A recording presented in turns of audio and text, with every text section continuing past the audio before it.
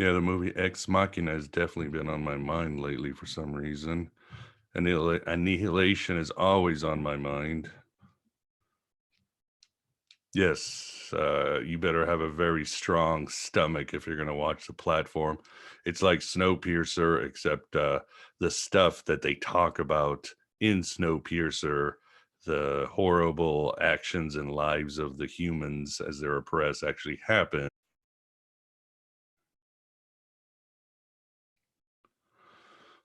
Oh, something popped up. We are live streaming. Am I alone in Gordon's page? No, I still don't see me live on Gordon's YouTube page. Yeah, we found it. We had to Zoom was There sent it is. to YouTube, and then we had to switch it on in YouTube, and then YouTube said it failed twice. So if you are watching it, horrible actions and lives of the humans. There we go. Yes, we are live on YouTube. This is going to be relevant for some of the films we're going to discuss. So I'm going to switch off because I can hear you coming through the YouTube. Yeah, we found it in the background. Yeah, mute that blowhard. Yeah, those two terrible people. All right, we return to literally the scheduled program. Yeah, so I think what you were saying about here we are at the end of civilization is a mood, and it's the right, and it's why I wanted to have this chat with you, right? Whatever you think is going on, that's kind of inarguable, and there are mystic and mythic and fictional modes of or opportunities of thinking with where we are that I think can position ourselves individually and our families in the best way possible to kind of ride the waves of it, right? Because and that's why I wanted to talk about cyberpunk in particular, I think. And funnily enough, it's because I had hoped we would be able to get to a solar punk future without having to go through a cyberpunk phase. And it turns out we have to go through a cyberpunk phase. And so I figured, well, we need to have a chat about what cyberpunk is, what are some of the, like, not just good, but like cornerstone, particularly filmic representations or explorations of it, and how cyberpunk can relate to various philosophies like Gnosticism and all the rest of it, right?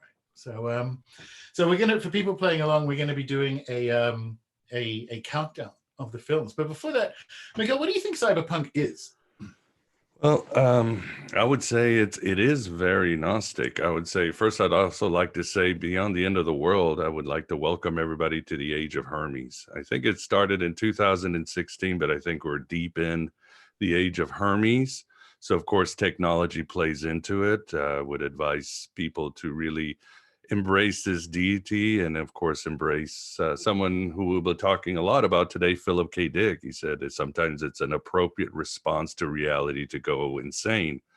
This would be a good time, but the right type of insanity as we unpack a little bit more about Hermes. But I guess the official line of cyberpunk is a reaction to traditional science fiction, that sort of utopian scientism, orderly science fiction that where technology was good and it got us to the stars and we created these orderly empires in the stars, whether it's Asimov or Frank Herbert's Dune, that type of vibe. And as always, there is usually a reaction to it for whatever reasons. And cyberpunk, as the traditional story goes, came from new age science fiction, pretty much pioneered by people like Michael Moorcock and Philip K. Dick and other writers. And it basically turned things inside out as these deconstructive genres goes. Basically, it minimalized the orderly, again, if we talk about Hermes, the opposite would be Apollo. So this was a reaction against the Apollo science fiction. So we got this world where the science and the utopia was minimalized and people were cast into this world where technology was very questionable And instead of utopias, we got dystopias with multinational corporations, shadowy governments, surveillance systems. And again, instead of the collective of traditional science fiction like Star Trek, it became more about the individual against the system. And as I will argue, is very Gnostic because cyberpunk certainly has a very existentialist vibe. It has the ideas of being trapped in a system and not understanding who the good guy is or what is the right reason. And that's certainly that Gnostic vibe. I think it's it works out really well because as the Gnostics 2,000 years ago, basically the issue is that we had fallen into matter. That was their big idea. In cyberpunk, I think it follows more into what Eric Wargo said when he did his analysis of the movie Alien and the space jock is we have fallen into technology, and somehow we're either trapped in this technology, or maybe technology isn't bad, but suddenly the technology is very questionable and it's being used against us and weaponized against us. And at the end of the day, can this technology, surveillance, AI, robotics, help us against the fight of cyberpunk, which is again the fight of the individual against the collective, the oppressive collective. So that's more or less in a nutshell what cyberpunk is. But let us know, Gordon. Yeah, I mean, I really like that. And I'm glad you mentioned Moorcock, right? Because for people who are maybe less well-versed or even just versed in the intricacies of sci-fi history, it was, from a publishing perspective, kind of ruled or reigned over or corralled by the editors of some magazines that were very, very important, like 3 or 4 main magazines. It changed a couple of times over the 50 or 60 years of its reign. And Moorcock was one of a handful of editors who kind of instigated essentially a new wave in sci-fi. And the pivot is, if you look at early sci-fi, it is a very gleaming, beaming, modernist idea that and I love Jules Verne, but like the sort of Jules Verne idea of like our magnificent spaceships and the kind of like glory and inevitability of a rational scientific worldview's dominance over the galaxy, because we sort of expand out into the world in our chrome, right? And Moorcock was one of the louder voices in selecting other authors who were bringing trouble to that idea, and obviously William Gibson, because we're talking about we're talking about cyberpunk, was a main one. And as far as I know, the term was initially used for one of his short stories called Burning Chrome. And I think you've kind of painted the motifs of cyberpunk correctly, because it's really interesting to tell how, or to try and work out how it is different from dystopia, because, and I think it is on that individual level. There's something from Burning Chrome, and it's a phrase that's escaped the short story, and many people don't even know that that's where it originates. But there's a phrase: "The street finds its own use for things," and that is, I think that is what is the determining factor in what is a cyberpunk story, rather than a mere dystopia. So you have an almost like archonic or demiurgic level. In the overwhelming majority of cases for cyberpunk, it isn't a single tyranny. So you will have crime syndicates, and you will have corrupt corporations, and you will have failed or fascistic or both governments. And that is the kind of power structure layer in almost all cases. Obviously, some of the ones we're going to talk about, it's different. But the dominance is not total. And more importantly, the determining factor is the good guys, the protagonists, are either forced into or thrust into using the power structure or the technology on their way to freedom. So it's a classic hacker narrative, right? And I think that is why it is the most Gnostic of genres, right? Like it is a waking up into an idiot god's world. Like they're dystopian. You have crime syndicates and mega corporations, and these people are terrible, right? There's no one who's like good at or competently running reality in generally speaking in cyberpunk. They're all very like Yalda Bayoth about it, right? I think that's why it is so Gnostic. What do you reckon? Yeah, well, yeah, nobody knows how to run anything. Kind of reminds me of today. So Well, these are cyber. exactly. Everybody's Yeah. asleep at the wheel, but It's yeah, and it is just it's factions. It is cartels here and there, everywhere. and effectively, well, in that kind of, and this is beautiful, right? Like in that Borg Queen sense, you imply a disparity where none exists. We have um, governments, we have incompetent governments, but we also have governments that are effectively run by the factions that we're talking about anyway. So you think, well, this is what I mean. Why I'm glad we're doing the show, because I went down the list. The sort of realization, I think we have to go through a cyberpunk phase, and it's kind of a little wink to Marx, because people don't realize how silly in many respects Marx's metaphysics was, even if his class analysis was quite good, because he thought civilizations had to go through a capitalist phase to realize that communism is what was needed, and then communism itself would go through its full statist phase until it all kind of, they fixed everything, and then the state would wither away, and we'd be in some kind of well, agrarian and anarch utopia, right? And so that's silly. It's lovely, but it's silly. And I have a similar idea of like, well, how do I get to solarpunk? And it looks like, oh, maybe Marx was kind of weirdly right about cyberpunk. Maybe civilization has to go through its cyberpunk phase. And I was ticking off all the things that make it its own distinct genre. And I'm like, yep. And in particular this particular apocalypse, one of the recurring motifs is not just that it's about data and surveillance and technology.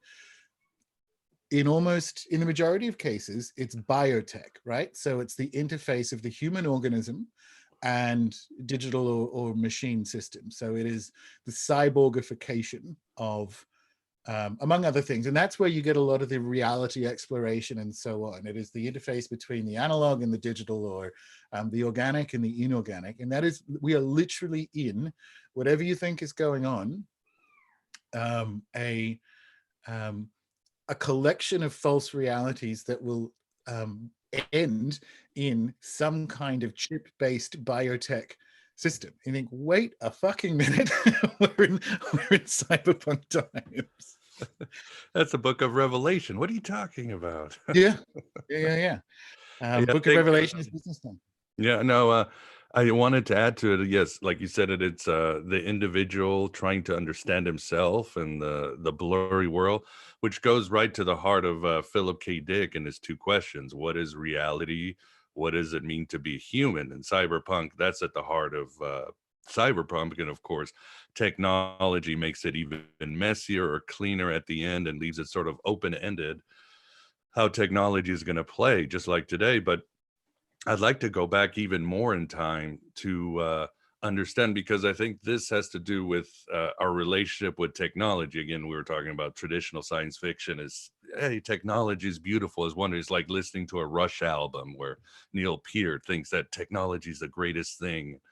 But when we go back in time, especially, and I'm referring to the great book by Adrienne Mayer, Gods and Robots, she talks about how the Greeks had this very much cyberpunk mentality, because they were always wondering how the techne, which meant the craft, could either help or hinder human beings. And of course, we go to the two great Gnostic ancient tales, which is the myth of Prometheus and the Plato's allegory of the cave. Obviously, Prometheus goes and he steals fire for the god, which is the great metaphor for technology, brings it down like some Nephilim or Watcher. And even in Plato's allegory of the cave, we are in the shadows, but they're using technology to throw those shadows on the wall. So the techne is there. So the Greeks really wondered how technology could, how it affect. Was it a good thing to steal from the gods? How could it bite us in the ass? And you see that very much in the Greek myths, like the myth of Talos, the myth of Pandora, obviously the myth of the flying guys. What was the name? Icarus and Daedalus.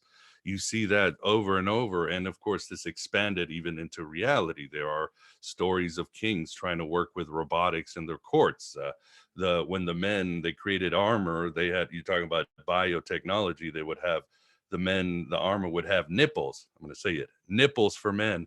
But so the Greeks, so the Greeks had this fascination with the biotechnology and cyberpunk, and it's sort of as I keep going, it's a mixed bag how that would work for them. But they were certainly trying to trying to understand these things. And you wonder how cyberpunk would really work out through. I mean, it's something that the kingdoms in China, they were doing robotics too. They were wondering how technology and humanity would mix and coexist together, and whether it was a good thing or not, this gift from the gods, this technique.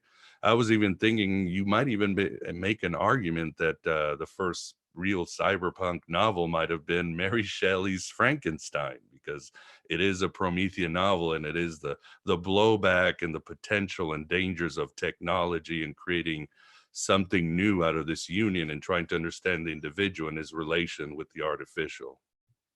Yeah, I'm glad you mentioned that, because I thought about whether Frankenstein fulfills, at least how I've defined for myself, because obviously there isn't like a canonical definition of it, cyberpunk, and I think it isn't because of the protagonist. Because the other influence, there's sort of two other influences that I think are important before we get to the films to chat to, the kind of, or tributaries that flow into cyberpunk as a filmic genre in particular. And the first is the rise of the kind of gumshoe detective in the Depression era and immediately afterwards. And that, much like cyberpunk itself, emerged from an economic reality. So one of the things that defines a hardened gumshoe rather than a Sherlock Holmes is class-based for a start. So if you look at detective novels in the 19th century, it was actually more of that, the inevitability of a rational worldview overcoming superstition. And it was a class attack. Like, that's essentially what goes on in something like Sherlock Holmes.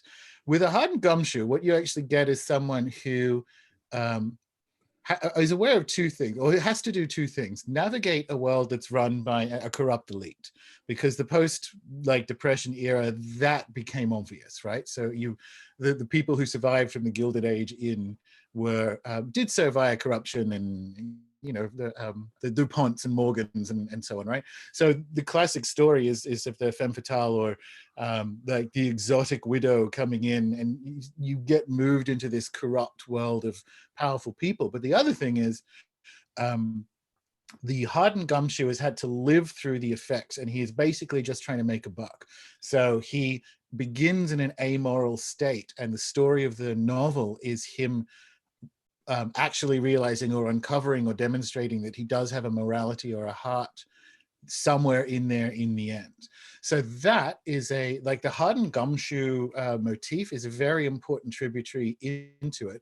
And much like cyberpunk, which emerged in a Reagan-Thatcher era of just hyper ultra capitalism and corporations running riot over the planet, you get that same awareness of like a class positioning and that kind of I have to live in this system, but only as a means to get out of it. And the other one, of course, is French comics and generally speaking, even French film. There's a real French influence on cyberpunk. One of the films that didn't make it, which is actually a brilliant movie regardless, because it doesn't quite satisfy it, although you could make a case, is Alphaville, which is a Godard film from the 60s.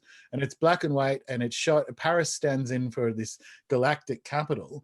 And it's a real obviously it's new wave, but it has this sort of new wave, black and white, really lyrical and dreamlike. And there's no sets necessarily. So the exteriors are just Paris, and they picked some sort of modernist and brutalist buildings for the interiors. And it somehow works. You end up in this, it's a classic galactic capital versus, and the protagonist is from the outer colonies. So it's the usual colonial story and so on. But I think those two bits mean that whilst Frankenstein is a masterclass in sitting with the pros and cons of technology and what it can and can't do for us, there's that little bit of extra Gnosticism that's required, I think, to make cyberpunk. Yeah, I think you're right. I mean, I think you're 100% right about the sort of the noir feel of cyberpunk. Of course, I'm sure the panelists, everybody's probably thinking of Deckard in Blade Runner, who's the classic cyberpunk hero. And like you said, he is basically comfortably numb. He's dead, almost soulless, and it's only towards the end. It's almost like you have to be that way to survive this the whole cyberpunk reality again, where you don't know where truth is coming or what's real and what's not real. So yeah, I would agree with you there 100%. All right. Well, I think we've got the other thing I want when we chat at the end, after we do our countdown. One of the things I want people to think about, because the genre was so influential that, for instance, I'll just tell you this isn't on it, but I went to include the Hunger Games franchise on my top 10 until I realized it's actually, quote unquote, just a dystopia. But it's one that has been heavily influenced by a lot of the films that I think we'll be exploring here. So when we're going through the list, and people obviously may have their own lists, Miguel and I have tried to stick as close as possible to what actual cyberpunk films are as we define them. And actually, I think there's some slight disagreement, which will be fun, as to how that definition works. But I was thinking, for instance, Star Trek, if you consider the last sort of chunk of Voyager and some of the more recent films, and Discovery and Picard are almost cyberpunk. And weirdly, Picard is almost cyberpunk if you've seen the series, because it is about the Federation is fraying, and all of a sudden you realize there's total surveillance and different factions and all the rest of it, and the characters end up being moved through that thing. It's almost cyberpunk. It's not, and it's a really good example of how influential this genre is in ways I don't think people realize. Cool. Yeah. All right, so I'm just going to move some. Where's my mouse gone? So many screens. I'm just going to move some things around. Talk amongst yourselves. All right, move that screen to there. Embiggen this one. All right. When you do this takes forever. Sorry. It's surprising. Like my this is a semi-recent MacBook Pro. I hate it, but it becomes terrible when you're trying to do a live stream. It just everything's like, nope, no, you're in fact on Windows 95 at this point. Cool. So I will move this one back. Oh God. The other thing is Google Slides, terrible. Yeah, and of course it should be mentioned even from the chat. Everybody has their personal preference. There's no wrong answers because people are putting some really good films there. So we will try to get to the main ones. I mean, of course, you're talking about the French films, The City of Children, and a few others that, I mean, we can spend hours with some excellent movies. Yeah. Okay. So if I just do that, we come to number 10. And then we are actually in agreement. So how this works for people watching, if you can see the screen now, let me see if I can't move. The mouse is not obeying. If you look there, you will see we have Terminator 1 and Terminator 2. Now, Miguel's choices are on the left. So my choices are on the right. We agree in position number 10. So why Terminator? And by the way, we should also mention Miguel and I agreed to consider a film to represent its franchise and also its reboots so that we can talk about them. But why Terminator?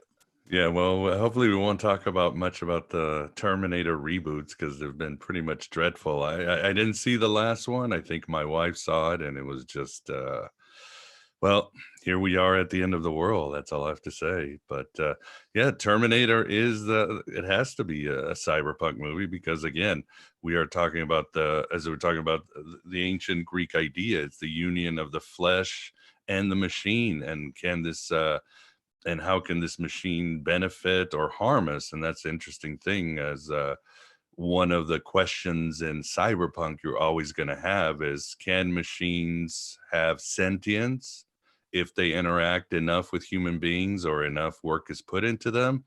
And can they have any sort of empathy? Obviously, Terminator 1, that's pretty much set in stone, no.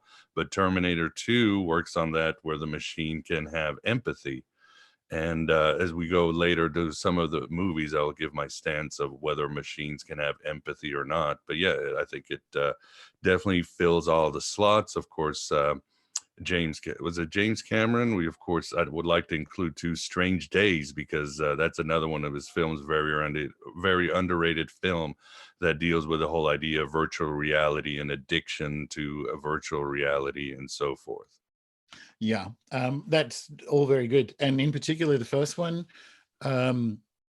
it's in the 80s, and just from a filmic perspective, it looks like a cyberpunk film, and deliberately so. So it has all the actual visual references as well, and that you'll see with some of mine, my film school pompousness will come out. But I think when we're talking about films, that's definitely the case. But I mean, it's Skynet, it's the rise of machines, and it's how humans have to reposition and potentially overcome, in aggregate, the Terminator universe, potentially overcome that, and whether or not it was a mistake. But the first one in particular, if you're looking for like visual cues, it's one of the better 80s depictions of it, right? So, all right, number 9. All right, so why Fifth Element, and why is it in 9th place? A good question. I was pretty much on the fence with that one for the most part, but then I just had to give in because of its Gnostic themes and the Sophianic character being so alchemical and a magical film.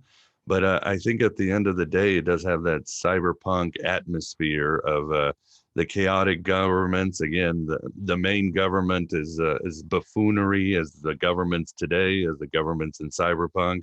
It's got all the different factions vying for these issues, and it's got it's got the feel, the aesthetic, the science to it, and I don't think it's as goofy as it can be. It's not a utopian movie. It's definitely a dystopian movie that shows us that that even if we expand ourselves into the stars, we're going to be dealing with the same shit we're dealing down here on planet Earth.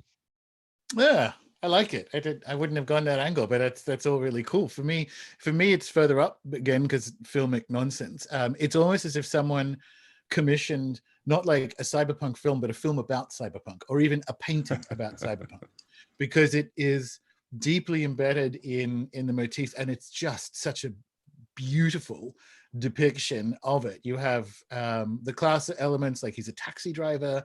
You have all those sort of themes of the cyberpunkish cities, and it very, I mean, because it is French, but it very clearly harkens back to the sort of Valerian 70s comics kind of motif. So on again, kind of like Terminator, filmically, it absolutely belongs in the top 10, because it's almost like a meta cyberpunk film, because it's a love letter to them, if you will. Mm-hmm. Agreed. For me, Max Headroom, for people who don't know, because they're like, I thought there was a TV show. It became a TV show. It started off as a telemovie on Channel 4 in the UK in the 80s. And why it's on the list, a couple of reasons. It's to deal in an era of kind of like fake news and post Mockingbird and all the rest of it. It gets strangely more current, even if it is clunky. But it was also the first kind of like explicitly commissioned cyberpunk film. Max Headroom was commissioned as a cyberpunk film.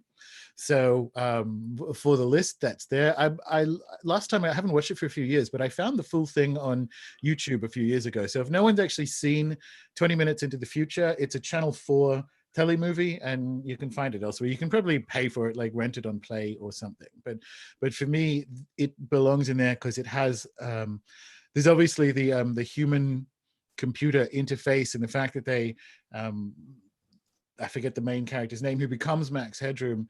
They have like a digital version of him and all the rest of it. So that's why for me it's on the list. But I felt it's almost bending the rules because it's a telemovie, but we didn't specify whether or not it had to have a theatrical release, I guess.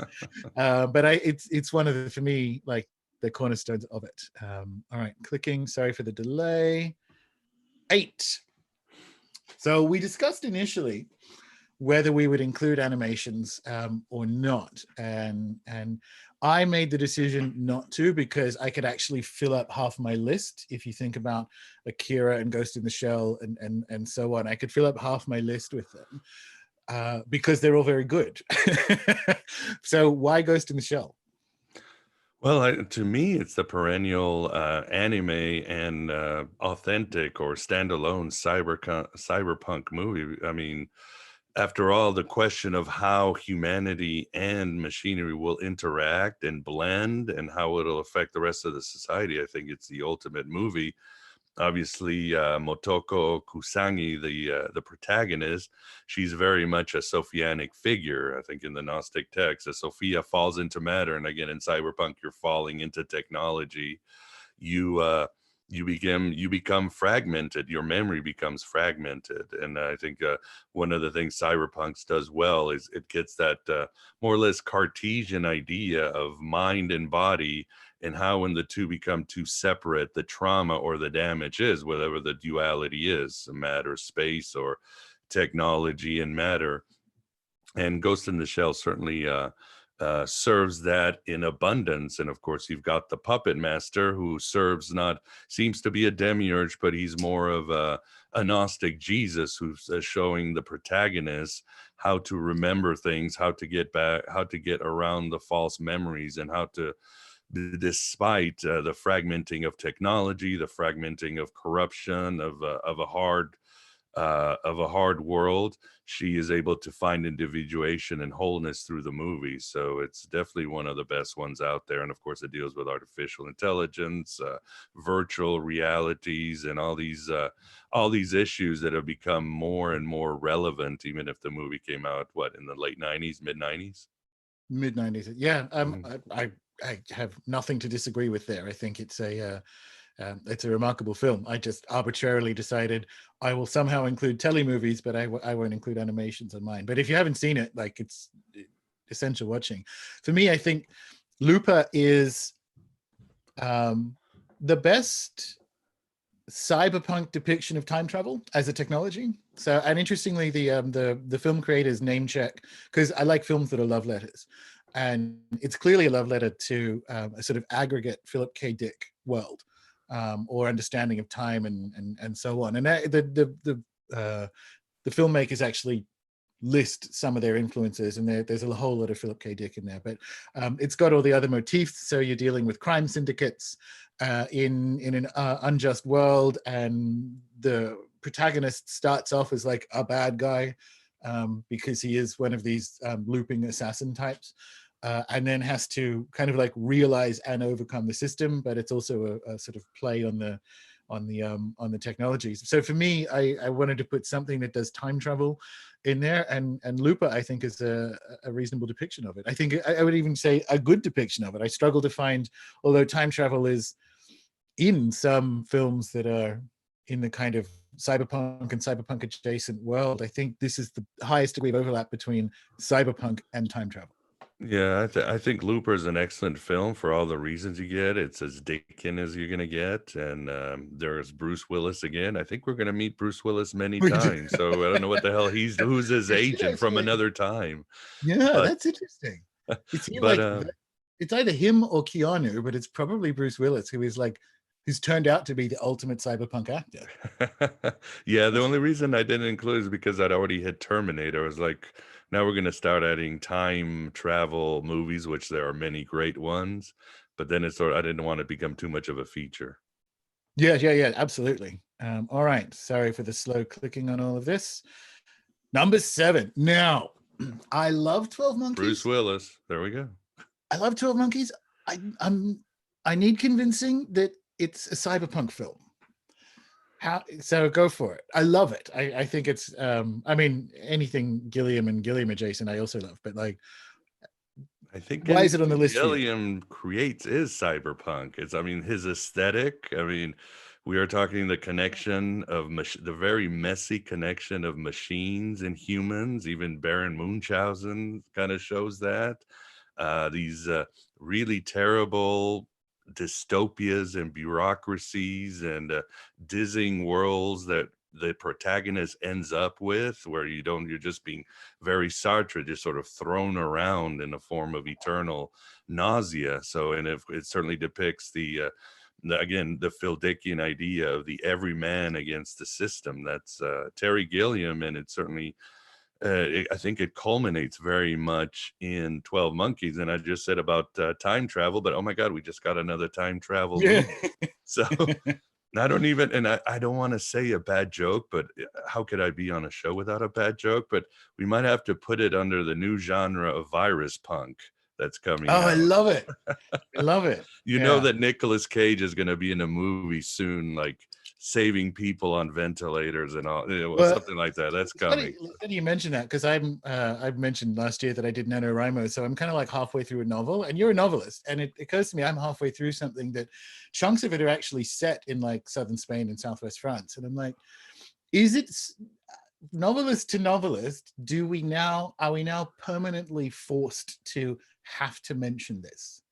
Do you know what I mean? Has it permanently altered creative expression so that a novel will look weird if you don't have a throwaway comment about it? Do you know Uh, what I don't know what yeah, to I do don't about it think now. so. I mean, I don't think so. It can or cannot. I mean, you don't have to mention 9/11 or the Iraq War or but then again, you kind of have to mention World War II if you're in that period. So I think it's too soon So to tell. you don't have to mention 9/11, but if you were to accurately depict the scene of moving through an airport, you do have to depict TSA stuff, right? So it's That like, is true.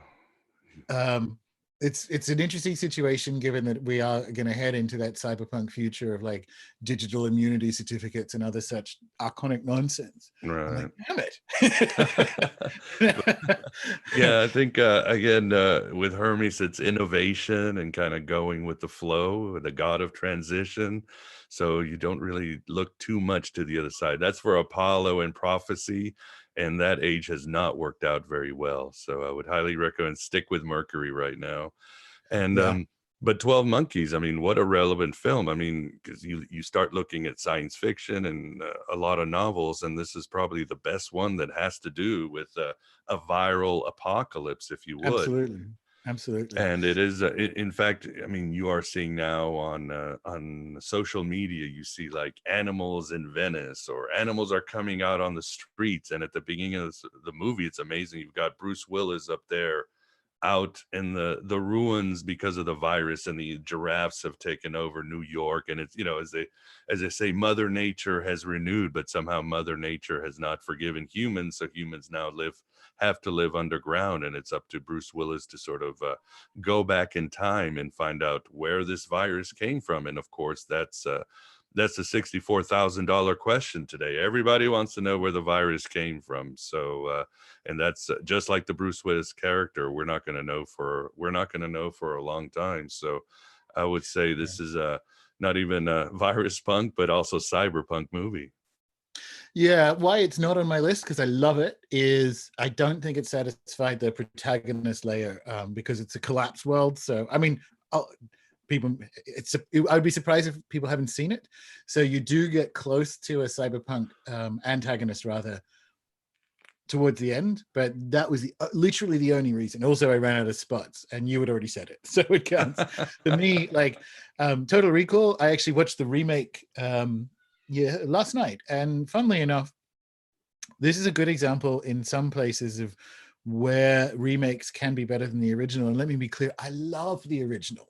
It was like a forbidden VHS tape that we would watch as kids growing up. And one of the things I realized I missed in the remake versus the original is Mars, because they don't actually go to Mars in the remake; they just briefly talk about it. But I think this is the first explicit appearance of PKD on the list, isn't it? Yeah, it's on this list so far. Yes. Yeah. I think it's, and I actually think the remake is more cyberpunk than Hmm. the original. Not that the original is a bad film, but this is a cyberpunk list because it's such a good post-colonial film, because the only things that exist are essentially the legacy of imperialism in the form of Britain, and then like an expanded Britain, and the colony, which is Australia.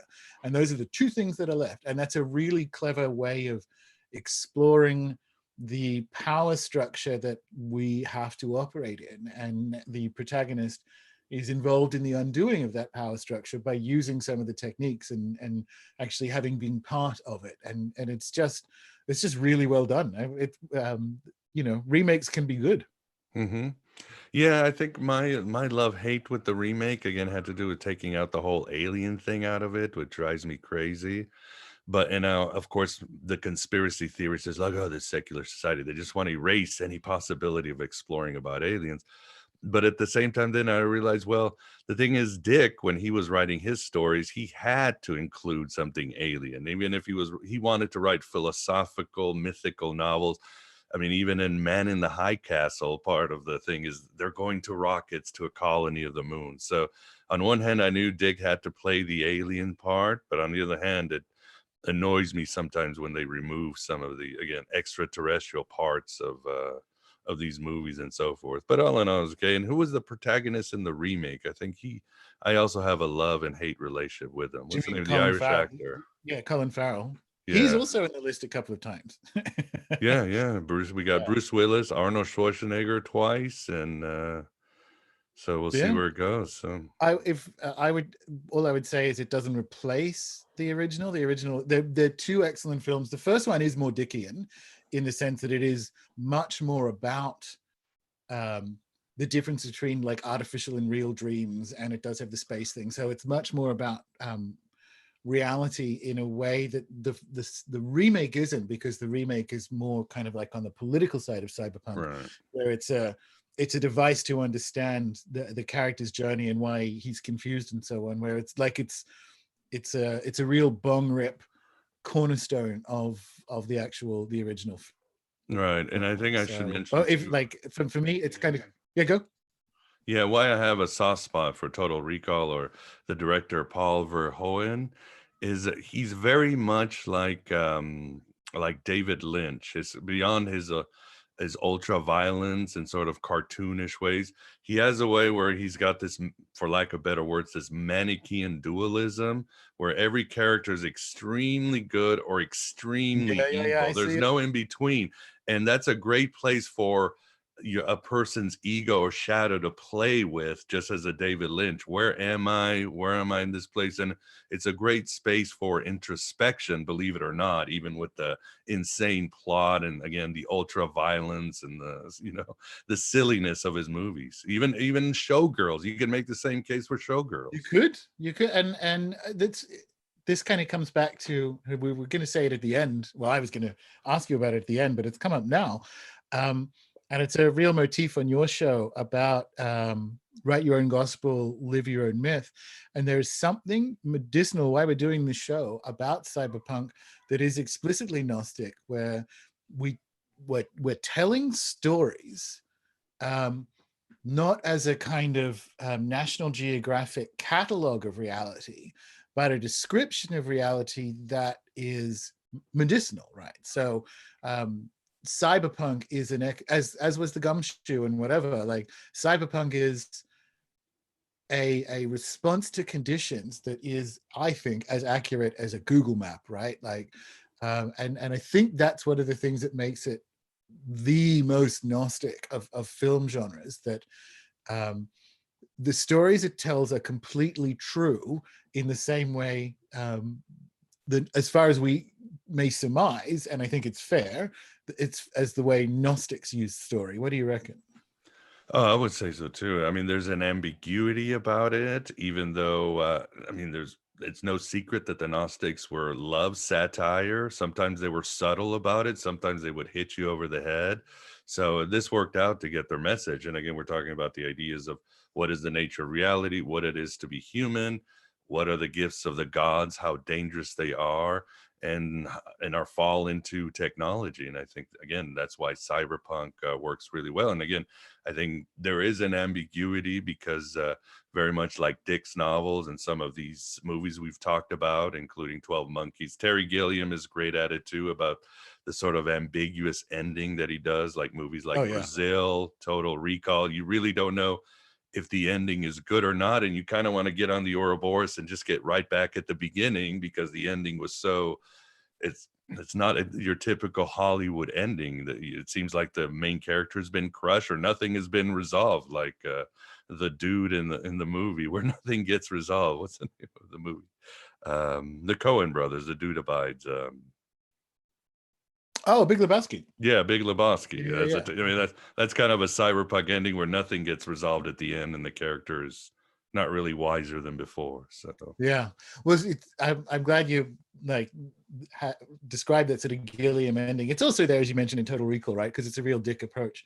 Um, I think I think that's why I didn't like Inception that much, but I think that's why Inception isn't on the list, because it actually hits a bunch of those cyberpunk things. It's because there are better treatments of that, and Total Recall is it of yeah, like dream and reality and what happens at the end. And it doesn't make Inception a bad film. It just doesn't make it in the top 10 because Total Recall does it better, as far as I can tell.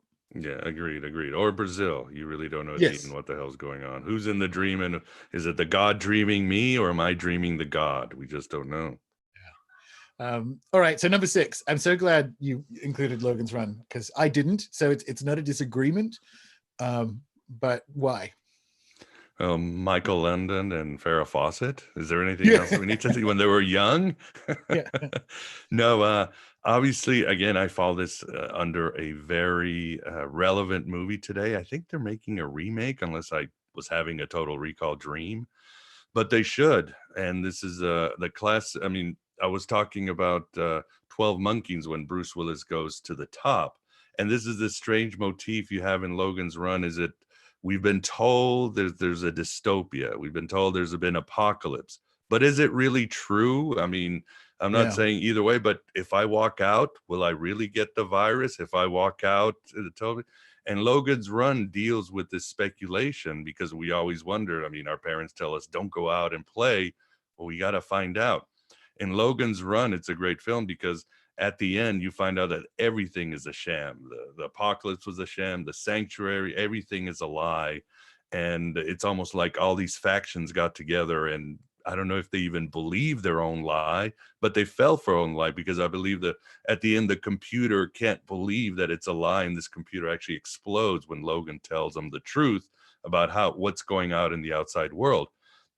Of course, it gets into the very good question is how about and how much of our rights are we willing to give to live in a utopia? Because in the movie they live in this sort of mall, and they live very good lives, they live very well, but they have to sacrifice basically their own lives. At the age of 30, everybody has to be killed and shot, has to die, and they create these silly rituals where it seems like they're not dying, they're just being reborn or going to heaven or something like that.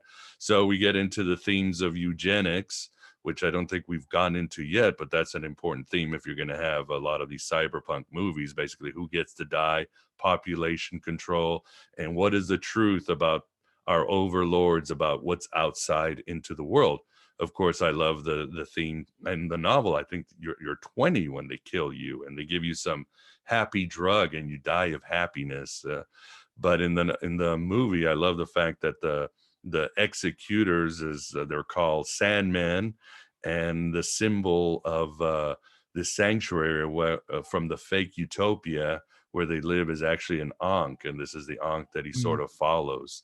And so, yeah, great film, very relevant. I think you could actually make it into a very good modern version. Maybe there'll be a virus out there. Who knows? Not saying the virus is fake. Don't take I me know what wrong. you mean. I'm just saying Yeah, we're playing with these ideas here. And what's interesting, somebody said and towards the end of the movie, they meet this big robot, and this crystal robot, and Logan has to fight it. And this robot has this powerful black voice.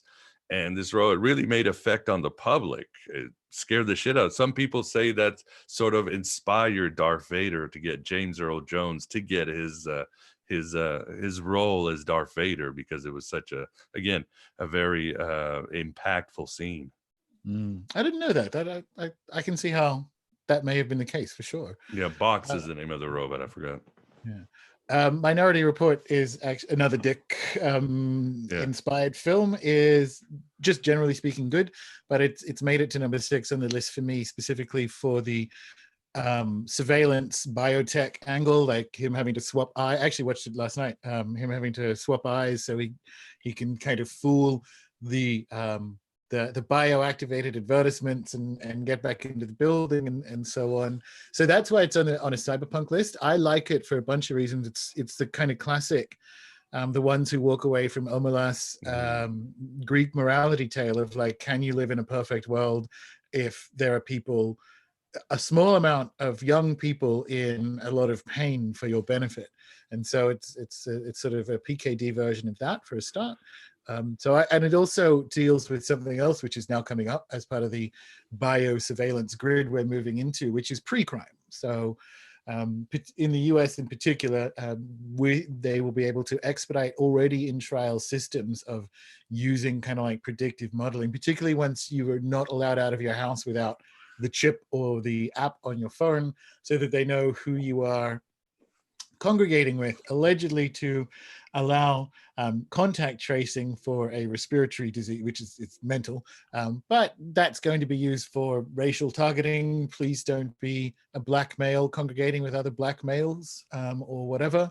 And so I think all this stuff is coming up, and the film's really good. I didn't realize, I hadn't watched it for a long time until last night, and I'm like, hey, this one also has stuff to teach us about today, and it would be on a different list for the use of psi in governing and law enforcement. So it would be on like a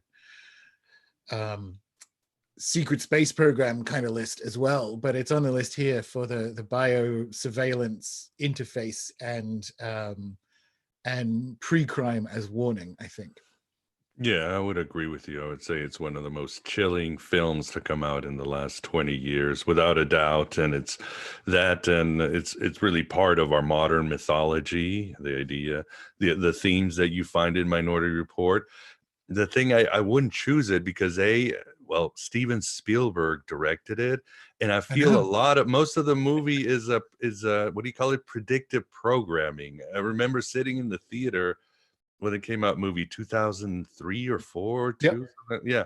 And there's a scene where Tom Cruise walks into the Gap, and suddenly he gets a choice of his favorite thing, and I'm saying, why are they speculating on this in a very cyberpunk movie?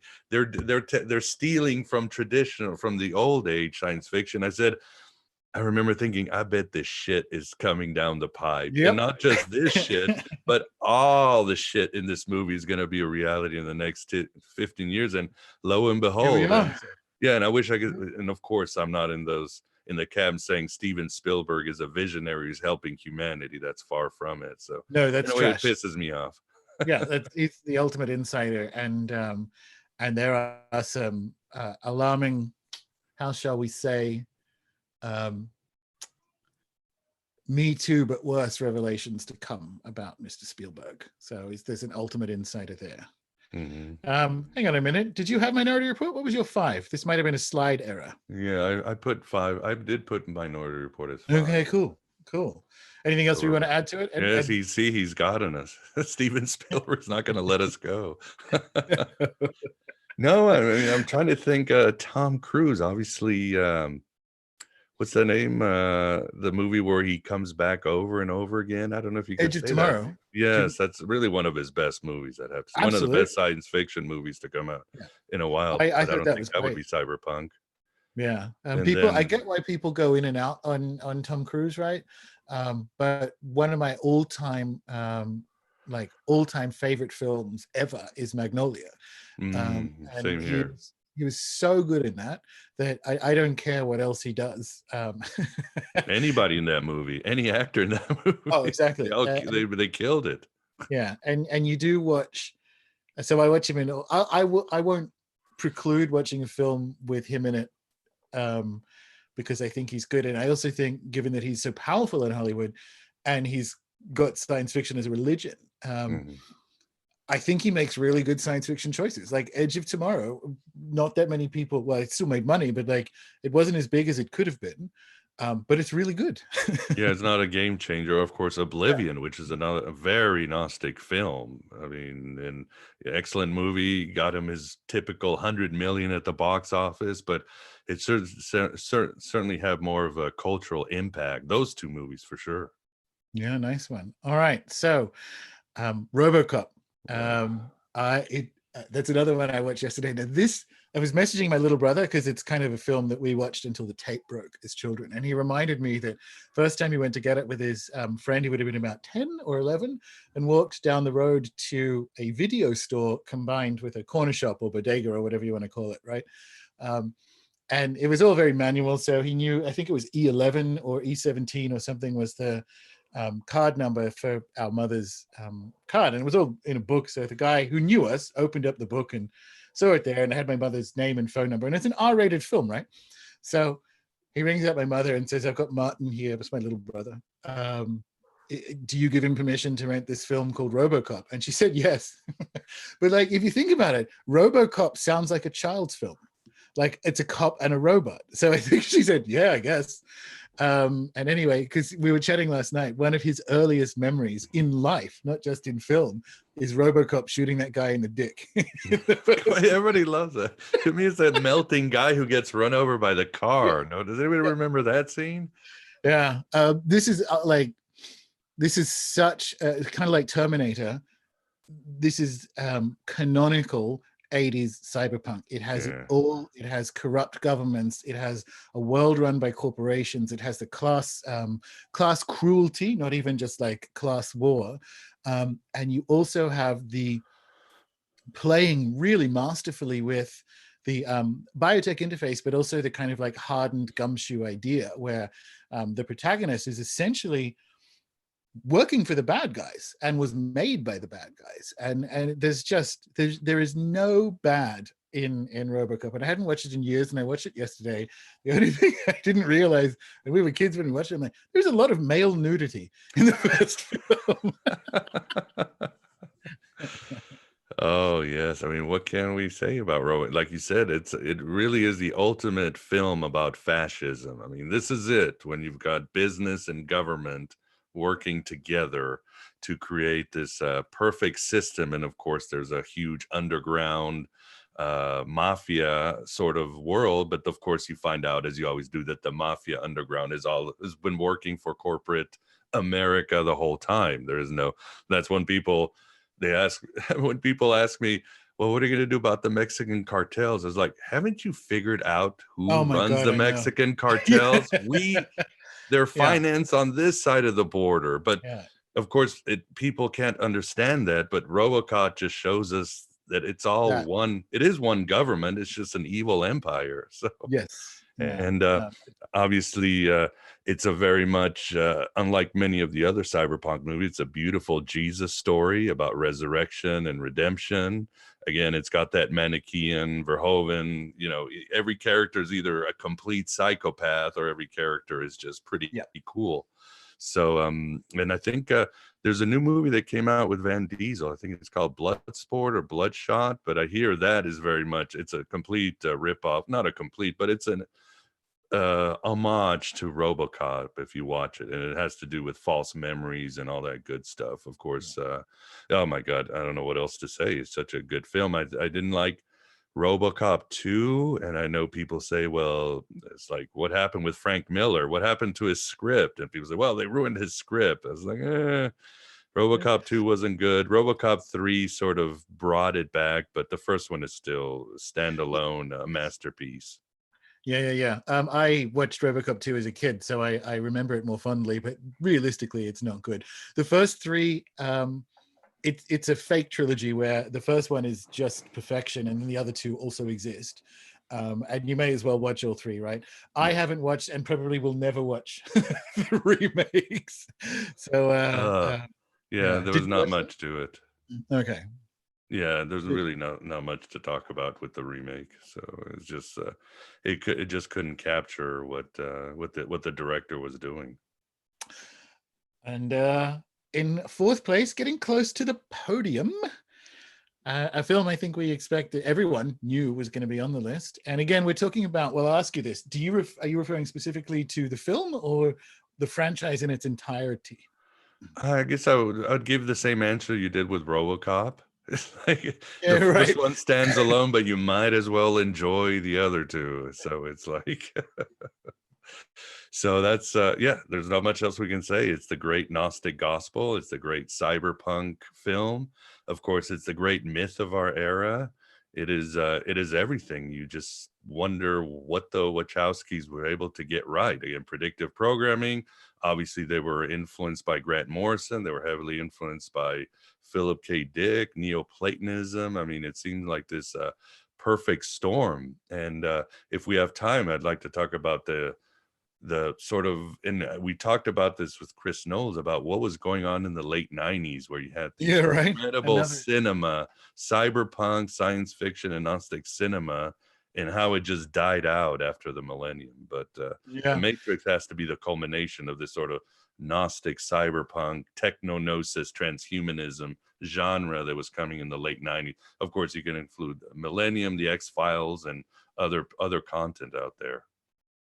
It's it's a masterpiece. It's the one, in addition to the other film, which people can probably work out is further up the list, that has to belong on a top 10 cyberpunk ride. Interestingly, I think it gets more cyberpunk as the series goes on, right? So again, it comes back to how we view the antagonist or the archonic layer, because in the first one it appears to be a single antagonist. But what you get is a bit more nuance, and there are in fact factions, not just amongst the humans, but amongst the machines, that sort of split apart as part of the creation story. So it actually gets more rather than less cyberpunk as it gets messier. And I wrote a blog post, which is for that reason, years ago. I was still in London. Reality isn't the Matrix. Reality is the shitty sequels. And and it's kind of it's a true statement for now as well, where it is that kind of mess of people wanting to wake up and not wanting to wake up. And we're noticing that with our friends and neighbors and so on, the people who have been utterly mind controlled by the fear of whatever parts of going on are an op, and big parts of it clearly are. And it's really interesting to see some people will go out of their way to remain plugged in as a fear-based response. So it's a glorious mess, and visually it is hyper cyberpunk, right? Rather than like just pure cyberpunk. In my case, in The Fifth Element, like that's a love letter to cyberpunk. The Matrix is, I don't know how else to say it other than it's a hyper cyberpunk. So it's stylized the motifs rather than I don't know, written a love letter to them. But for me, that from a filmic perspective, Fifth Element is further up the list for that reason, that it's just such a beautiful exploration of the motifs. But we've already discussed it. Yeah, So I'm I sure. guess I like this also too. Yeah, I don't know about the Matrix 4. I guess that's coming down. I think with the Matrix and RoboCop, and this terrible analogy, but it feels like you know, you have a great orgasm, then your partner wants to do it again, and then a third time, and you're like, oh, fine, it's okay. But I think that's how it is. That's how it's going to be with the Matrix 4. It's like, just get it over with, hon, so I can go back. Yeah. Like, but yes, it's consensual, but yeah, it's consensual. I'm participating. I'm gonna go pay money. But the things we do. But the Fifth Element, speaking of virus punk, if you besides 12 Monkeys, you would have to look at the Resident Evil. I think Mila and those films have everything. I mean, the bioengineering, the world government, the virus, the surveillance. It's got everything. As goofy as the Resident Evil is, it's full of you might say predictive programming or prophecies for today. And in a lot of ways it is cyberpunk. It is. It's close, that's for sure. I like the idea of virus punk. We should do a list of what build a genre that is needed for now. All right, so we make it to the podium.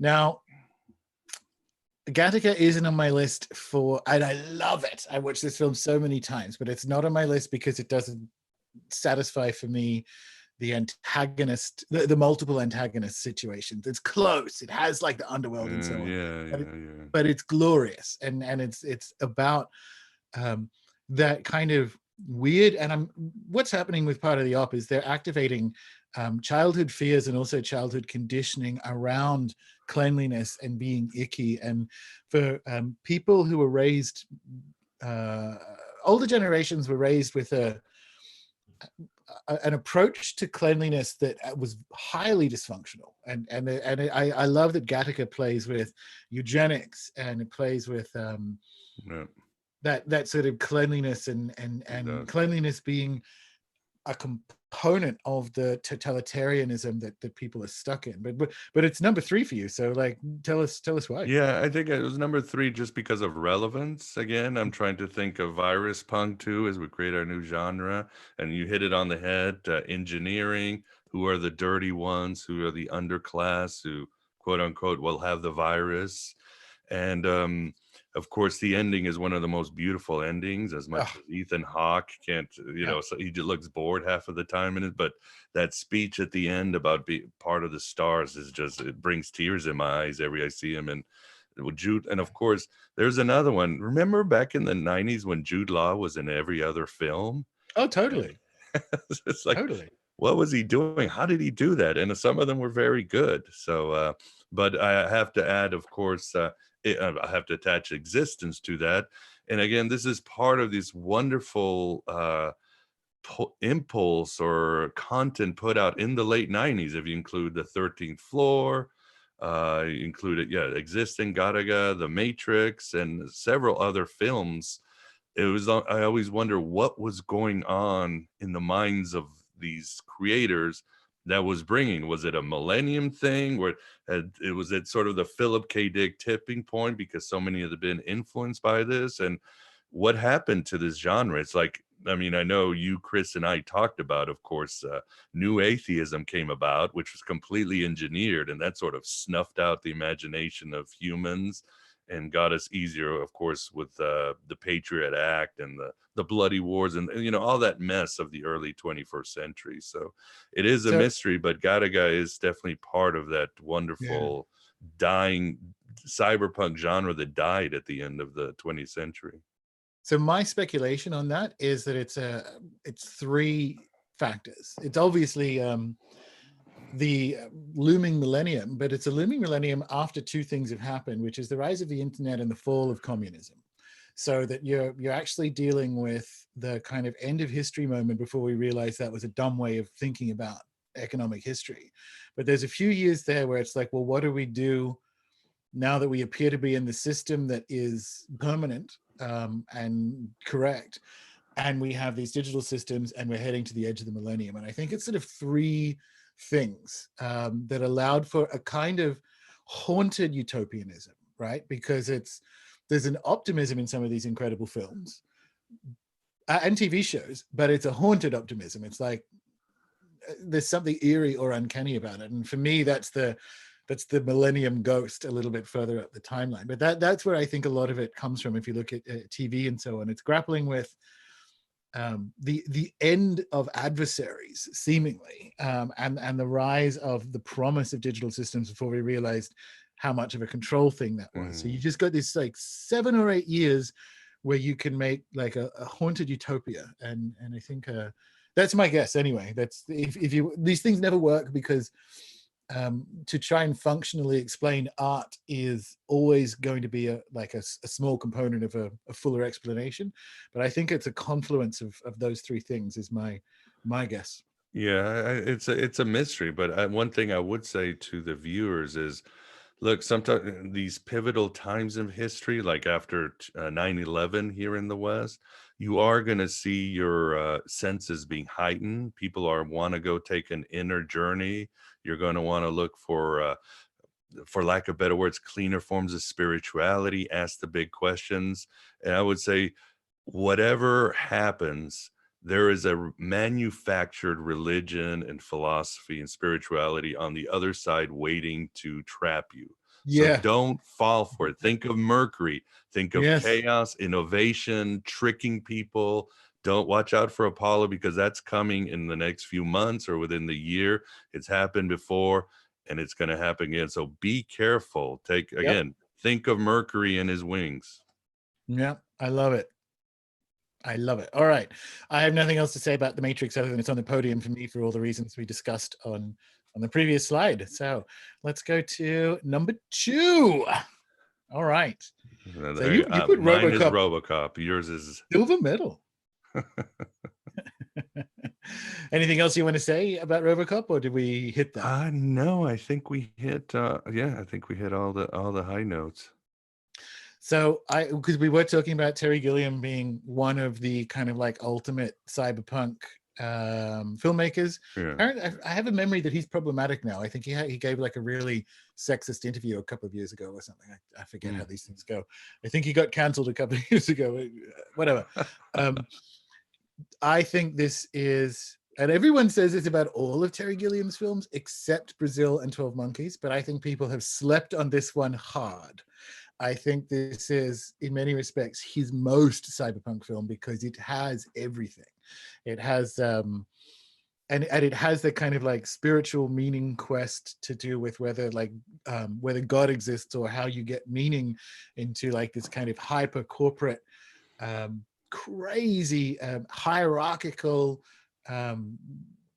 advertising filled world. And there are kind of subtle Jesus motifs in there as well. Like the main character's friend, for want of a better term, is like a young kid, and it's the son of the guy who's running the massive corporation, and all these kind of things. And I just think visually and the things I'm very interested in are obviously the motifs and the thematic points, and they just perfectly overlap for me in A Zero Theorem. If people haven't seen it, you'll look crazy. It is it's just, if you have to like Gilliam, and it's difficult not to, but I just love everything about it. I love the sets. I love that most of it happens in like a rundown church, and it's just so good.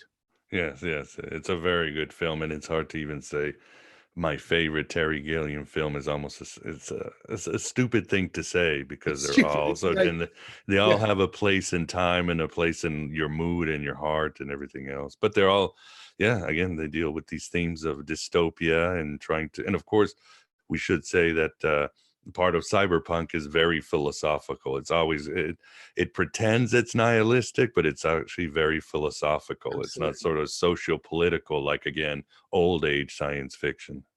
Yes, and given that it has kind of two dads, Gibson and Dick. It's not that Mhm. Gibson isn't philosophical, but like Philip K. Dick was one of the most important, if not the most important, philosophers of the 20th century, Yeah. writing in English, right?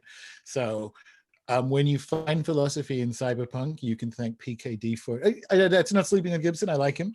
There's a reason But I don't put Gibson at the top of any of my book lists because, again, he doesn't have that no, intense philosophy, and that philosophy is what created, really drove RoboCop, The Matrix, you know, again, that's yeah, what those questions about reality and humanity. right. All right. Well, people in the chat, you may have noticed a certain film hasn't made it on the top 10 yet. And we move to the final slide. Whatever could it be? Yes. um, I like some other films on my list, Zero Theorem, for instance, much more than I like Blade Runner as the original film. But it is impossible. It is impossible. Blade Runner crawled so the rest of them could run. This is where like cyberpunk film has its day one, you know. And it's not that it's bad, it's a masterpiece. And I even like 2049. I watched that again, did a rewatch of that recently. Very good film, yes. Yeah. Unnecessary but good. I guess that like second sex again. Yeah, because I did a film degree, as I've mentioned a couple of times already. So we watched Blade Runner a bunch of times, which means I haven't watched it in years, right? Because it's actually quite plodding. And if you know what's happening, Yeah. it's beautiful or whatever. But it was interesting watching 2049 again the other night, like on the weekend, because it's almost like an audio commentary of the original film. So in that sense, it's redundant, but in another sense, it basically just makes the first film deeper in my head, if that makes sense. And so, yes, we're including Blade Runner and Blade Runner 2049 in this, but this has not just, it has all the motifs. This is where those French Mobius and all the rest of it influences landed in English-speaking cinema. And all the other things that go with it that define the genre, from like color palette, from like in-scene lighting, which is a real sort of like, that's a Soderbergh influence on Soderbergh, but having all the advertisements and the light reflecting from advertisements into puddles and rather than kind of externally lighting a scene in a classic film sense, this just paints a cyberpunk perfection with kind of like light and obviously the soundtrack, the Vangelis soundtrack. Like there's no part of this that you can criticize. I mean, tell us about Blade Runner, Miguel. Yeah, God, and Sean Young was so beautiful. But you watch her in Right. other movies, she's a different Sean Young. That's how amazing this magical, purely magical. I mean, you said it all, and I think even as a companion, I think we have to look. Do androids dream of electric sheep? Of course, again, some consider it one of the earliest forms of cyberpunk fiction, and I see them as a compliment, as an arc. I mean, it has to be mentioned. One of the big questions, and we talked about, could artificial intelligence or robots be sentient or be considered alive? Now, Dick was very, very stern of what he thought. He said, no way. Machines can never be sentient. You can never trust them. And for the most part, you should, well, shoot them like Roy Batty. I think that was his attitude on any sort of artificial intelligence or life. And that's his great warning. Of course, that great warning seems to have been forgotten. I don't know how people feel today, but obviously Ridley Scott had to go another route, which is suspicious in itself, because obviously we're talking about Steven Spielberg. You got to put Ridley Scott and these sort of social engineers up there. But Ridley Scott disagreed, and obviously by Blade Runner, machines can be sentient. And in the last Blade Runner, it really takes it to more, I think it's more ambiguous heights, but I think it almost, it works well to blend the two and reconcile them, which is one of the things I like about the Blade Runner 2041. And of course, this one's even more Gnostic.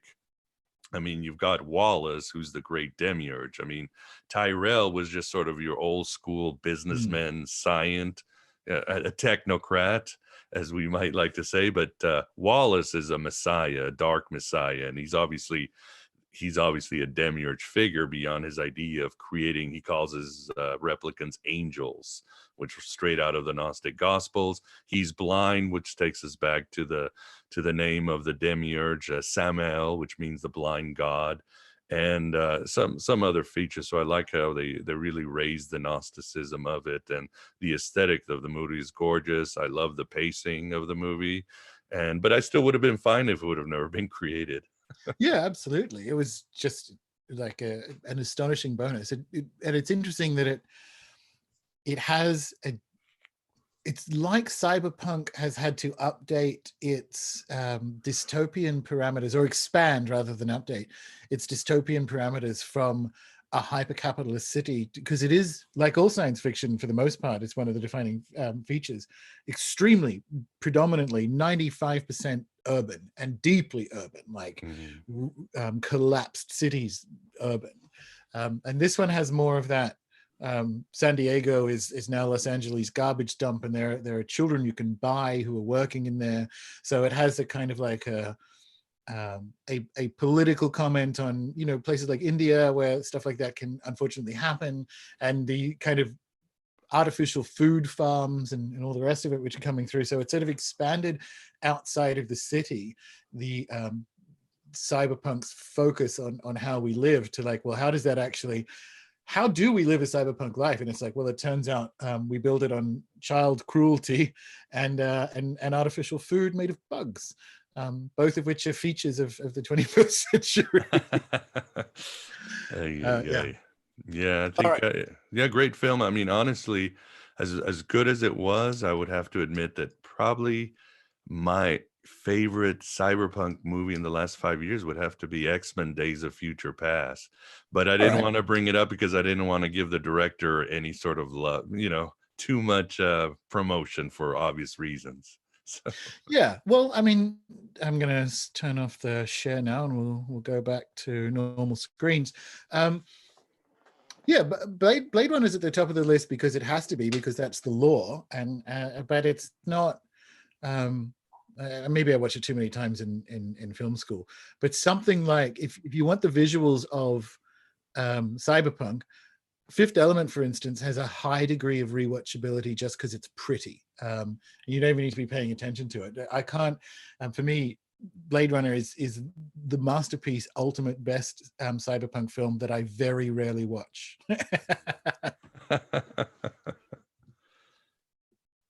All right, so is it? Let's do like a little post analysis here.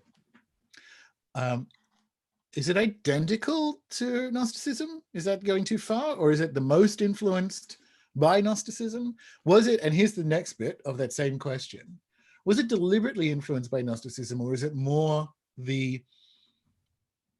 this kind of story erupts from the unconscious at Gnostic times? Yeah, I think it creates a space where Gnosticism plays so well. Again, we go to the themes of falling into technology versus falling into matter, false realities, levels of false realities, and sort of all these archonic figures that are controlling your life while you're attempting to find out who you are. Obviously, if we talk about one of the grandfathers or one of the dads, Philip K. Dick, he wasn't just influenced by Gnosticism. He had a Gnostic experience. So, and even before he had his 374 experience, he had his demiurge experience in the late 60s, where he saw this Iron Man in the sky, and it freaked him out, and he realized what the nature of the universe. So I think science fiction, with its ideas of cyberpunk, was the idea of trying to the distrust of reality, the existential themes that you find it, and again, the question of what it means to be human and how technology can help us or hurt us, which basically translate to the gift of the gods, how much to trust these gifts, is always going to end up very Gnostic by default. Yeah. Well, that's a good lead into Brett's question. What would you consider to be the first real cyberpunk movie ever made? He's thinking maybe Metropolis. I was going to say that. Yeah, nailed it. Yeah, I get it. It wouldn't be wrong for me. Again, just because of it, that would be a fine answer. I think what Alphaville has, which is a later film, French in the 60s, is the gumshoe type protagonist. So I would say Alphaville, but Metropolis wouldn't be a wrong answer if this was. I would agree. Agree 100%. Should you? This is from. I'm going to say Kane or Cyan Laurie. Should you class District 9 as a cyberpunk film? So I'm going to go with that's a dystopia that has been heavily influenced by cyberpunk. Again, I wouldn't disagree. I wouldn't flip the table over if you said no, it's a cyberpunk film. But I think because its themes are more, I think it seeks to explore race and dystopia more than the other cyberpunk themes, right? I would say it's a dystopia that's cyberpunk influenced, but I don't care if if you want to say otherwise. Yeah, that could be part of the virus punk, because again, I think it leans too much on the extraterrestrial thing, which not in like Total Recall, it's sort of there. But again, the idea, who are the viruses in this movie, the extraterrestrials, and then the human becomes part extraterrestrial, and that's when he becomes the hunted, which is definitely a theme of today.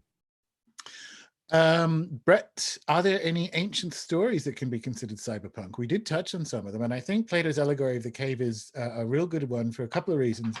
It's not just about technology, it's actually about technology of control. What people maybe miss and take it as a story of mysticism, which it is, it's discussed or told in the context of essentially how you get a populace to do what you say. So it's the dialogues that the discussions that it happens in and around it are essentially like how you control the population. And then it's like, well, how about you engineer an entire reality? And that's kind of interesting. So whilst it's true that it's a good and meditative story on what's real and what isn't, and the difficulty in conveying that to people, it also could be like a map to a false flag. So let's not forget that that's in there. Any other ancient stories like Hindu myths? I would say, well, the tale of Jason and the Argonauts, extremely cyberpunk. I mean, we do forget again, When Jason, I know in the Hollywood movies, when he fights the skeletons, they were not skeletons, they were automatons. Again, Talos himself is the great sort of cyberpunk, or you might say artificial intelligence, who might be sentient but might not, might have feelings. And of course, the whole idea, Medea, of course, is the great symbol of the pharmacy, the witch, and the gods themselves are plotting against humans with all this technology. And Jason sort of has to, well, he's got to find his way in between all these forces to get what he needs to do. Yeah, there's classical Greek myths, and that was Brett's other suggestion. Vedic stories, like in the Mahabharata, you can make that case, but I think classical, or ancient Greece rather, is the best example, because it actually satisfies the antagonist not being in alignment thing, right? Because you have a bunch of different gods. It's not just the gods in the type. Yeah. And what's so fascinating and useful about, although there's some shortcomings with it, but what's so fascinating about Greek thought is that it would be very specific about different kinds of thought and action. So techne is a really specific idea that they explored and haunted their culture and their stories. And that's not just Gnostic, that's quite cyberpunk. It's like, well, what the fuck even is like the application of tools on reality? Like, that's a weird thing. And it is a weird thing. And it's a really specific mode of thought that they, explored at arm's length. And that, plus the fact that you have different factions fighting each other in underworlds and on mountains and so on, makes, generally speaking, I think ancient Greece the most cyberpunk of the kind of myth collections. Right. And I think another important about cyberpunk, same with the Greeks and the Gnostics, is the idea that, which is different than science fiction, is that technology can make us immortal. It can make us perhaps eternal. It can certainly make us completely godlike, and godlike meaning we're atop of the food chain. And those are the themes that are sort of explored: the dangers of technology and the dangers of whether dicks or the gods have technology. Yeah. Do we use it against them before they use it against us? That's the big question, right? Pretty much. So you talked about solar punk. What would be a good example of a solar punk film? I frankly don't think there are any. You'll find that anything that ends in a kind of eco-utopia ends up being really twee. I think you'll find motifs in things like Star Trek. So there'll be away missions that'll be on planets that are reasonably solar punk. But I don't think there are any good ones. And if you look at what the solar punk motifs are, I can't think of any off the top of my head. I think the ultimate solar punk book is Always Coming Home, because it's a sort of future archaeology of like Northern California and the kind of arising systems and cosmologies and cultures that can happen after whatever caused the collapse of our civilization. But I don't know, can you think of anything solar punk? That's not really my I haven't gotten there, Gordon. yeah, fair enough. It kind of has low or appropriate technology and dragons, and it's kind of hallucinogenic. I like it already.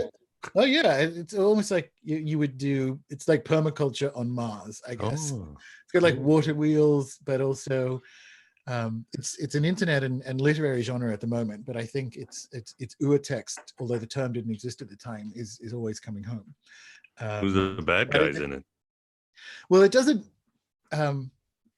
So it's got a few motifs like move quietly and plant things.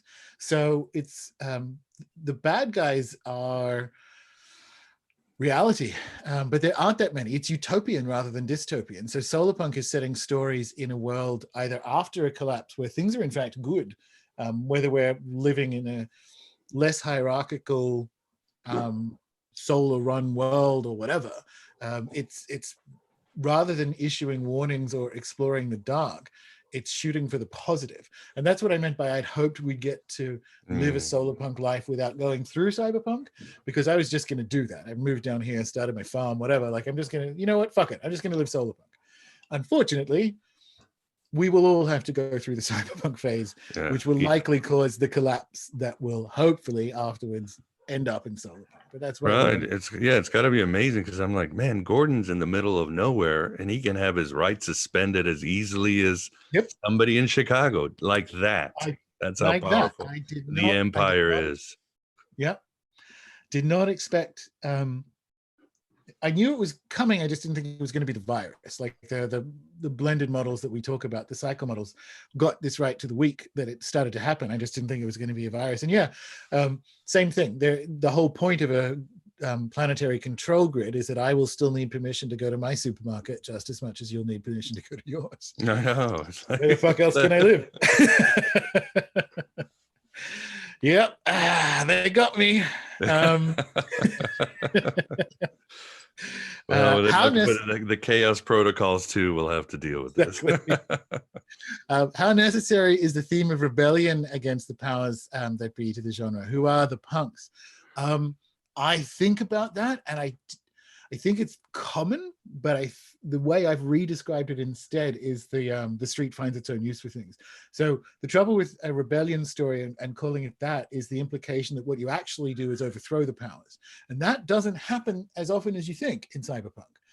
But a personal freedom or a personal awareness is ultimately achieved. So I'm not sure, I mean, it's there, but I don't know if it's a defining feature of Cyberpunk. What do you think? Yeah, and a lot of times these characters are thrown into these situations and they just want to get out a little bit better than how they started. And somehow they're able to take down an Archon or two. So it's not the sort of grand heroism that you might think of. It's but like you said, there's a lot of Archons out there. And if you can get out with just taking down one or two and somehow keeping a semblance of your sanity and your humanity, you've done well in Cyberpunk and in Gnosticism too.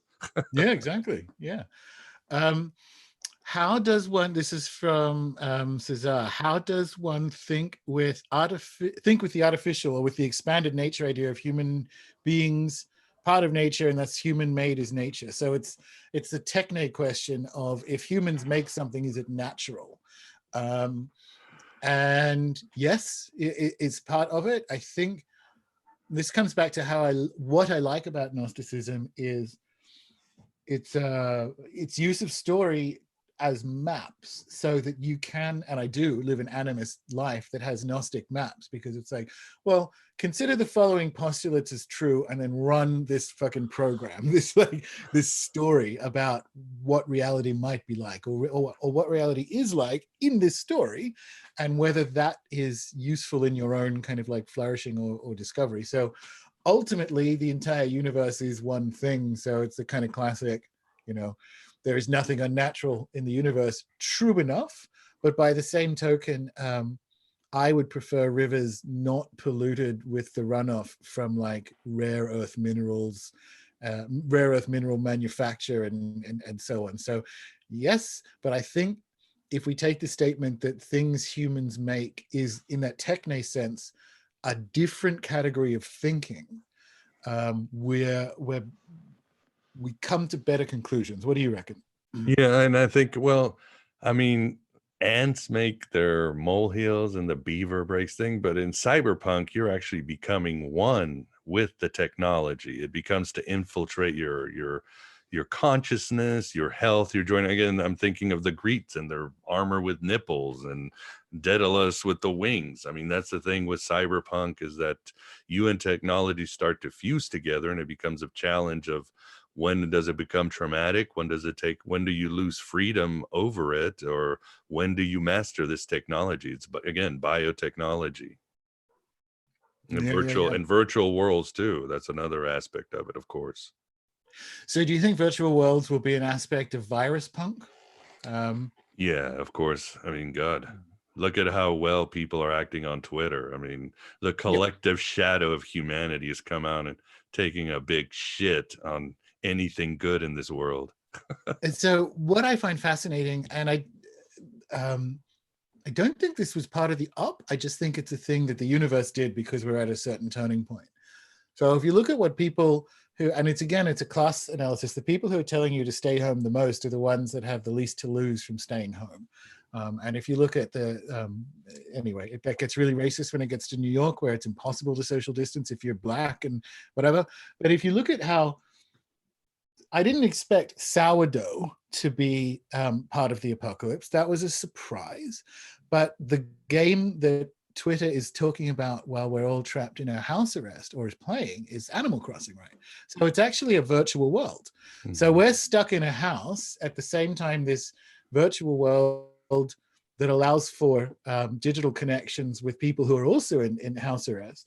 But it's an entire, like, you build your own island and you grow things on it, you build houses, and so at the same time as we are prevented from living life, we're all playing a game and talking about it that is like a synthetic version of life. And I find that really fucking weird. I find that weird. It is very weird. So yeah. All right. Well, anything else you want to say? Any other films that you want to, or even stuff you want to point people at that didn't make it onto the top 10? No, I think I don't want to overwhelm people. And again, people have been putting stuff in the chat room. I'm like, damn, I need to watch that movie again. So I don't want to overwhelm people. There's so many choices, so many good stuff. Again, I think I've given advice about what's coming. Please embrace Mercury. Please check out these cyberpunk films that we've just talked about of the late 90s. Maybe you'll find insights where we got lost and how did we get here. Yeah, absolutely. And in the profoundly unlikely event that people don't know where to find you or how to find you, Miguel, what do they do and where do they go and what do you got going on? Well, I'm under house arrest. What do you want me to go, man? Yeah, exactly.